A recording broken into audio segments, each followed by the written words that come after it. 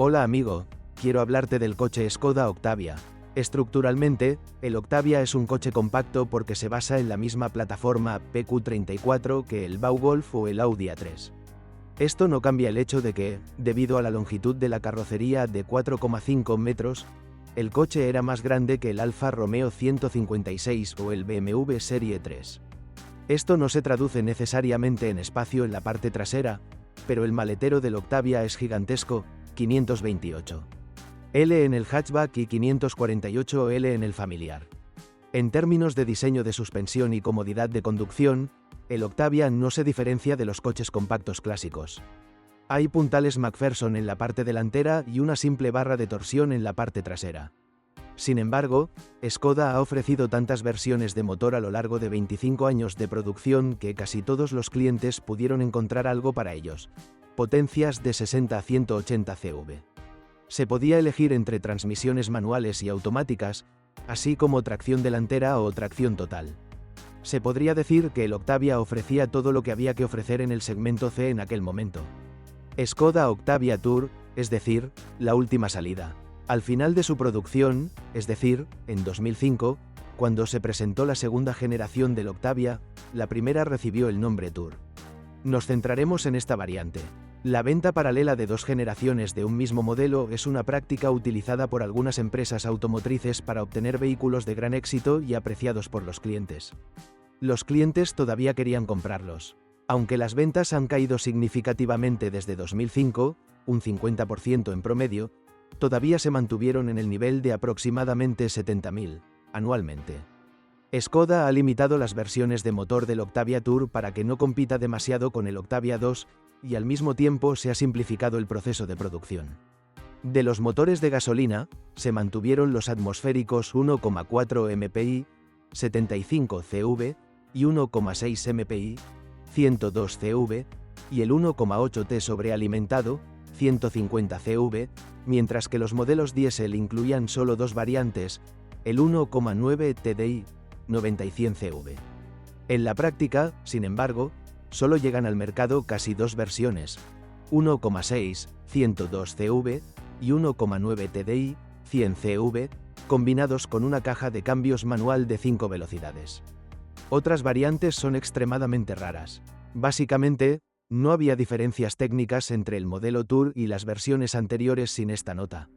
Sin embargo, la capacidad de configurar los coches era limitada y el equipamiento era, llamémoslo, básico.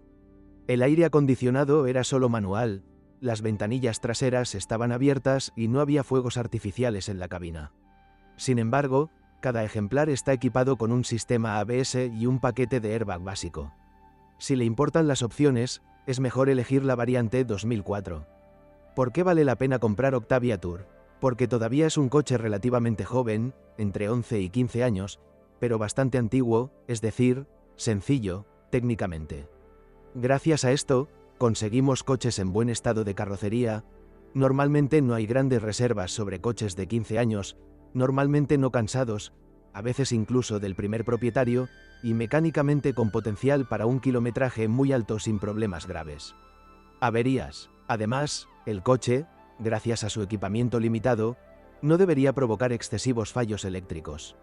El diseño simple y extremadamente popular de los sistemas de suspensión y propulsión también se traduce en repuestos muy baratos y fácilmente disponibles.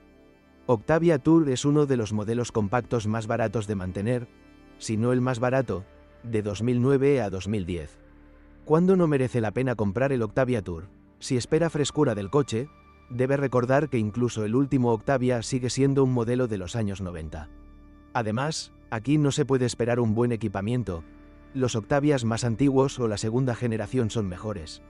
No hay razón para esperar un manejo o un rendimiento de clase media.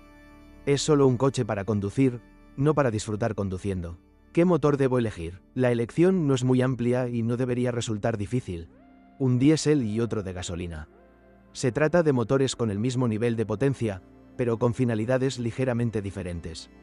El coche de gasolina debería ser elegido por personas a las que no les importa la dinámica, sino los bajos costes de servicio y reparación, el bajo riesgo de averías y la potencia de gasolina o GLP.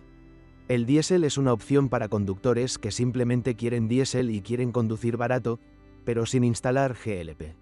El GLP debe incluir costos adicionales de gasolina y servicio de instalación o reparaciones, por lo que se puede asumir que GLP igual a ON. La situación es diferente cuando los componentes se desgastan. El diésel siempre será mucho más caro de reparar. Fallos típicos del Octavia Tour. Empecemos por los motores, que tienen mucho éxito pero son significativamente diferentes. Un motor de gasolina es un motor que, aunque tenga una avería, su reparación es bastante económica. Los principales problemas son el acelerador, suciedad, las bobinas y, en caso de mayor kilometraje, también el consumo excesivo de aceite. Sin embargo, no basta con calificar el motor para su reparación.